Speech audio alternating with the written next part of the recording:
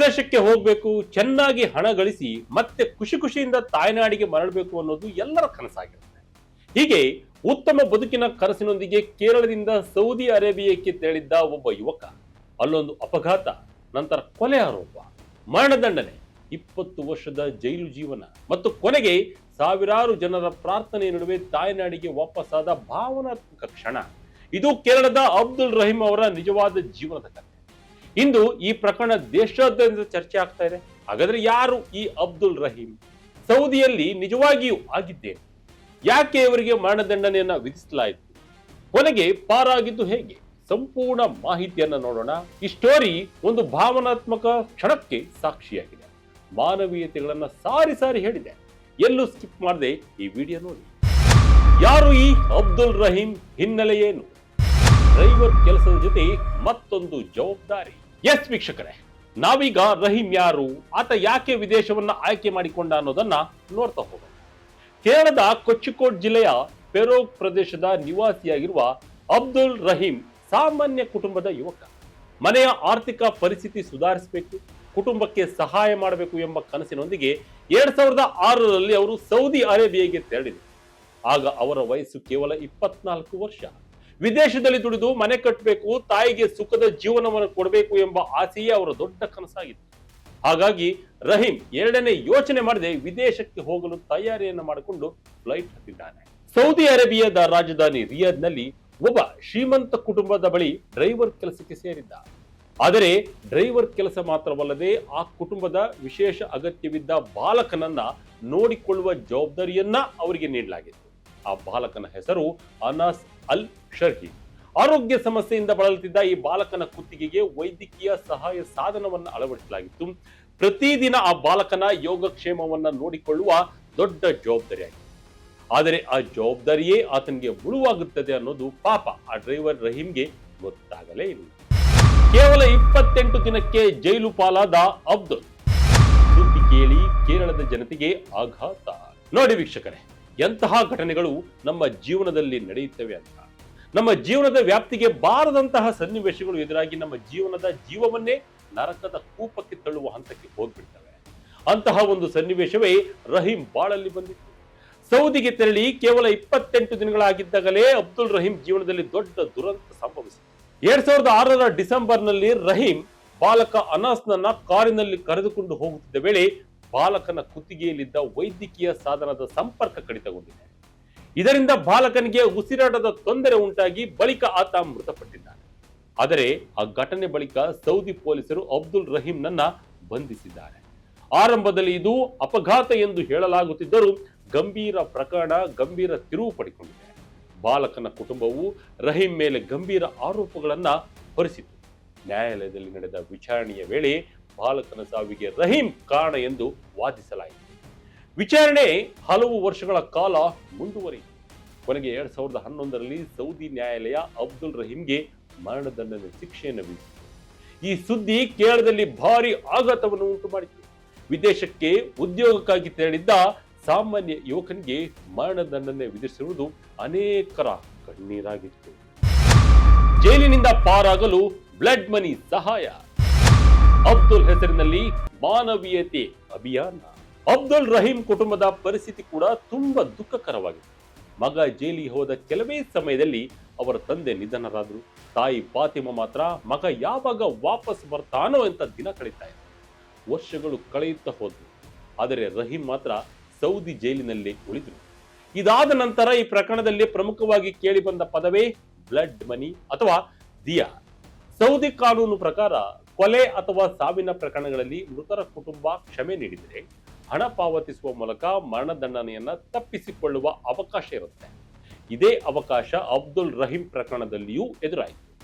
ಮೃತ ಬಾಲಕನ ಕುಟುಂಬವು ಸುಮಾರು 15 ಮಿಲಿಯನ್ ಸೌದಿ ರಿಯಲ್ ಪರಿಹಾರವನ್ನ ಹಣ ನೀಡಿದರೆ ಮಾತ್ರ ಕ್ಷಮೆ ನೀಡುವುದಾಗಿ ತಿಳಿಸಿತು.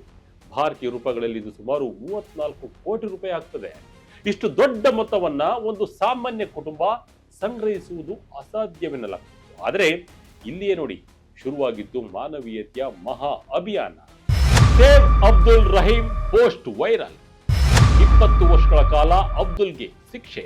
ಕೇರಳದ ಜನರು ಗಲ್ಫ್ ರಾಷ್ಟ್ರಗಳಲ್ಲಿದ್ದ ಮಲಯಾಳಿ ಸಮುದಾಯ, ಸಾಮಾಜಿಕ ಸಂಘಟನೆಗಳು, ಧಾರ್ಮಿಕ ಸಂಸ್ಥೆಗಳು, ಅನೇಕ ಸಾಮಾನ್ಯ ಜನರು ಅಬ್ದುಲ್ ರಹೀಂ ಜೀವ ಉಳಿಸಲು ಒಂದಾದರು. ಸಾಮಾಜಿಕ ಜಾಲತಾಣಗಳಲ್ಲಿ ಸೇವ್ ಅಬ್ದುಲ್ ರಹೀಂ ಅಭಿಯಾನ ಭಾರೀ ಮಟ್ಟದಲ್ಲಿ ಹರಡಿತು.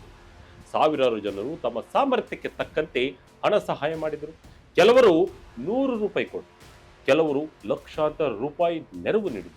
ಕೊನೆಗೆ ಅಚ್ಚರಿಯ ರೀತಿಯಲ್ಲಿ ಸುಮಾರು 34 ಕೋಟಿ ರೂಪಾಯಿ ಸಂಗ್ರಹಿಸಲಾಯಿತು. ಆ ಹಣವನ್ನ ಮೃತ ಬಾಲಕನ ಕುಟುಂಬಕ್ಕೆ ಪಾವತಿಸಿದ ಬಳಿಕ 2024ರಲ್ಲಿ ಅಬ್ದುಲ್ ರಹೀಂಗೆ ವಿಧಿಸಲಾಗಿದ್ದ ಮರಣದಂಡನೆ ಶಿಕ್ಷೆಯನ್ನ ರದ್ದುಪಡಿಸಲಾಯಿತು. ಈ ಸುದ್ದಿ ಕೇರಳದಲ್ಲಿ ಸಂಭ್ರಮದ ವಾತಾವರಣ ಸೃಷ್ಟಿಸಿತು. ಹಲವರು ಕಣ್ಣೀರಿಟ್ಟು ಪ್ರಾರ್ಥನೆಯನ್ನ ಮಾಡಿದರು. ಆದರೆ ಆ ಪ್ರಕರಣ ಅಲ್ಲಿಗೆ ಮುಗಿಲಿಲ್ಲ. ಸೌದಿ ಕಾನೂನಿನ ಪ್ರಕಾರ ಮೃತರ ಕುಟುಂಬ ಕ್ಷಮೆ ನೀಡಿದರೂ ಸರ್ಕಾರದ ಪರವಾಗಿ ಶಿಕ್ಷೆ ಮುಂದುವರಿಯಬಹುದು. ಇದೇ ಕಾರಣಕ್ಕೆ ಅಬ್ದುಲ್ ರಹೀಂ ತಕ್ಷಣ ಬಿಡುಗಡೆ ಆಗಲಿಲ್ಲ. ನಂತರ ಅವರಿಗೆ 20 ವರ್ಷದ ಜೈಲು ಶಿಕ್ಷೆ ವಿಧಿಸಲಾಯಿತು. ಆದರೆ ಅವರು ಈಗಾಗಲೇ ಸುಮಾರು 2 ದಶಕಗಳ ಕಾಲ ಜೈಲಿನಲ್ಲಿ ಕಳೆದಿದ್ದರಿಂದ ಬಿಡುಗಡೆಗೆ ದಾರಿ ತೆರೆದಿತ್ತು. ಇನ್ನೊಂದೆಡೆ ಸೌದಿ ಪ್ರಾಸಿಕ್ಯೂಷನ್ ಶಿಕ್ಷೆಯನ್ನು ಹೆಚ್ಚಿಸಬೇಕು ಎಂದು ಮೇಲ್ಮನವಿಯನ್ನು ಸಲ್ಲಿಸಿತು. ಆದರೆ ಸೌದಿ ಉನ್ನತ ನ್ಯಾಯಾಲಯ ಆ ಮನವಿಯನ್ನ ತಿರಸ್ಕರಿಸಿದೆ. ಇದು ರಹೀಂ ಕುಟುಂಬಕ್ಕೆ ಮತ್ತೊಂದು ದೊಡ್ಡ ನೆಮ್ಮದಿಯಾಯಿತು. ರಹೀಂಗೆ ಭಾವನಾತ್ಮಕವಾದ ಸ್ವಾಗತ. ಅಬ್ದುಲ್ ರಹೀಂ ಕಂಡು ತಾಯಿ ಕಣ್ಣೀರು. 2026ರ ಮೇ ತಿಂಗಳಲ್ಲಿ ಕೊನೆಗೂ ಅಬ್ದುಲ್ ರಹೀಂ ಬಿಡುಗಡೆಗೊಂಡರು. ಅಗತ್ಯ ಕಾನೂನು ಪ್ರಕ್ರಿಯೆಗಳು ಪೂರ್ಣಗೊಂಡ ಬಳಿಕ ಅವರು ಸ್ವದೇಶಕ್ಕೆ ಮರಳಲು ಅನುಮತಿ ದೊರೆಯಿತು. ಸುಮಾರು 20 ವರ್ಷಗಳ ಬಳಿಕ ತಾಯ್ನಾಡಿಗೆ ಮರಳುತ್ತಿದ್ದ ರಹೀಂ ಭಾವನಾತ್ಮಕ ಕ್ಷಣಗಳನ್ನ ಅನುಭವಿಸಿದರು. ಕೇರಳದ ವಿಮಾನ ನಿಲ್ದಾಣಕ್ಕೆ ಅವರು ಬಂದಿಳಿದಾಗ ಸುಮಾರು 100 ಜನರು ಅವರನ್ನು ಸ್ವಾಗತಿಸಿದರು. ಕುಟುಂಬ ಸದಸ್ಯರು, ಸ್ನೇಹಿತರು, ಸಾಮಾಜಿಕ ಕಾರ್ಯಕರ್ತರು ಸೇರಿ ಭಾವನಾತ್ಮಕವಾಗಿ ಸ್ವಾಗತಿಸಿದ್ದು ಮಾನವೀಯತೆ ಗೆದ್ದ ಖುಷಿಯಲ್ಲಿ ತೇಲಾಡಿದರು. 20 ವರ್ಷಗಳ ಬಳಿಕ ತಾಯಿಯನ್ನ ಕಂಡ ಅಬ್ದುಲ್ ರಹೀಂ ಕಣ್ಣೀರನ್ನ ತಡೆಯಲಾಗಲಿಲ್ಲ. ತಾಯಿ ಫಾತಿಮಾ ಮಗನನ್ನ ಅಪ್ಪಿಕೊಂಡು ಅತ್ತ ದೃಶ್ಯ ಕೇರಳದ ಜನರ ಮನಸ್ಸನ್ನೇ ಮುಟ್ಟಿತು. ಮಾಧ್ಯಮಗಳ ಜೊತೆ ಮಾತನಾಡಿದ ಅಬ್ದುಲ್ ರಹೀಂ, ನನಗಾಗಿ ಪ್ರಾರ್ಥನೆ ಮಾಡಿದ ಪ್ರತಿಯೊಬ್ಬರಿಗೂ ನಾನು ಋಣಿ. ನನ್ನ ಜೀವ ಉಳಿಸಿದವರು ಜನರು ಎಂದು ಭಾವುಕರಾದರು. ಅವರ ಮಾತು ಕೇಳಿ ಅಲ್ಲಿದ್ದ ಹಲವರು ಕಣ್ಣೀರಿಟ್ಟರು. ಈ ಪ್ರಕರಣ ಈಗ ಹಲವು ದೊಡ್ಡ ಪ್ರಶ್ನೆಗಳನ್ನು ಎತ್ತಿದೆ. ವಿದೇಶಿಗಳಿಗೆ ಉದ್ಯೋಗಕ್ಕಾಗಿ ತೆರಳುವ ಭಾರತೀಯ ಕಾರ್ಮಿಕರ ಸುರಕ್ಷತೆ ಎಷ್ಟು ಮುಖ್ಯ? ವಿದೇಶಿ ಕಾನೂನುಗಳ ಬಗ್ಗೆ ಅವರಿಗೆ ಸರಿಯಾದ ಮಾಹಿತಿ ಇದೆಯಾ? ಸಂಕಷ್ಟಕ್ಕೆ ಸಿಲುಕಿದ ಭಾರತೀಯರಿಗೆ ನೆರವು ನೀಡುವ ವ್ಯವಸ್ಥೆ ಇದೆಯಾ ಎಂಬ ಚರ್ಚೆಗಳು ಮತ್ತೆ ಆರಂಭವಾಗಿವೆ.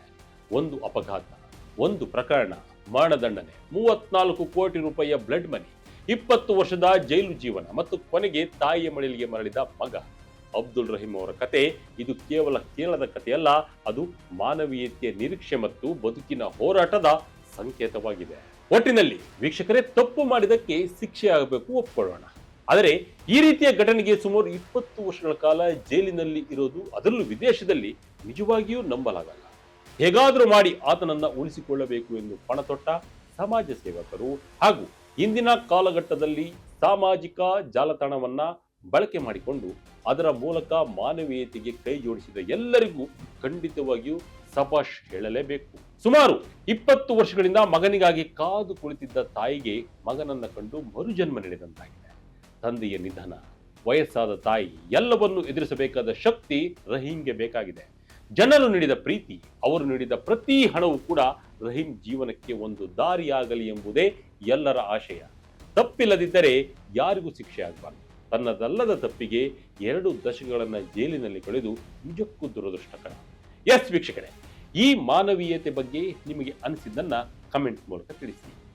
ಇದಾಗಿತ್ತು ಈ ಕ್ಷಣದ ಇಂಟ್ರೆಸ್ಟಿಂಗ್ ಸ್ಟೋರಿ. ಇದೇ ರೀತಿಯ ಸ್ಟೋರಿಗಾಗಿ Vijaya Kannada website, YouTube page, Facebook page follow ಮಾಡ್ತಾ ಇರಿ. ಧನ್ಯವಾದಗಳು.